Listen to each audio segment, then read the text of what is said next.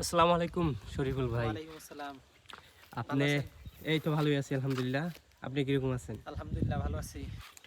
এই আপনার পিছনে যে পুকুরটা আমরা দেখতে পাচ্ছি, এই পুকুরে আপনি কি কি মাছ আবাদ করেন?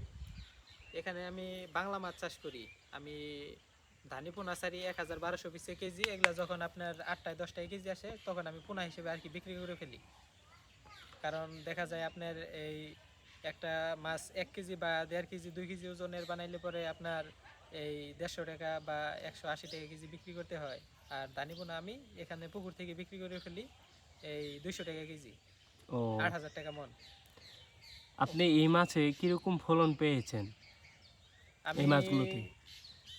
এই এখন বর্তমানে আমার পুকুরে যে আছে, আমি কিছুদিন আগে পুকুরটা সেচে মাছ উঠাইছি। আমি ১২ কেজি মাছ দিছিলাম, বাংলা মাছ, রুই, কাতল, ঘাস কাপ এগুলার পোনা দিছিলাম ১২ কেজি, ১২০০ পিসে কেজি। আপনার আমার ১৪ মন মাছ হয়েছিল। আর কি এইগুলো মাছে মানুষ আপনি যে মাছগুলোকে আবাদ করেছেন এই মাছে কিরকম ফলন পাওয়া যায় বা অন্য মাছে কিরকম ফলন পাওয়া যায় এটা কি জানেন? আমার হিসেবে ধানি পোনা চাষ করা অনেক ভালো। যখন ৮টায় ১০টায় কেজি আসবে তখন আর কি বিক্রি করে ফেলা উচিত। কারণ তখন মানে দামটা ভালো পাওয়া যায়, ৮,০০০ টাকা মন, আপনার ২০০ টাকা কেজি আসে। আর একটা মাছ যদি ১ কেজি বা ২ কেজি ওজনের বানাইতে অনেক টাকা খরচ হয় এবং কি সেগুলো অল্প দামে বিক্রি করতে হয়। আর পোনা বিক্রি করলে সবচেয়ে আর কি ভালো।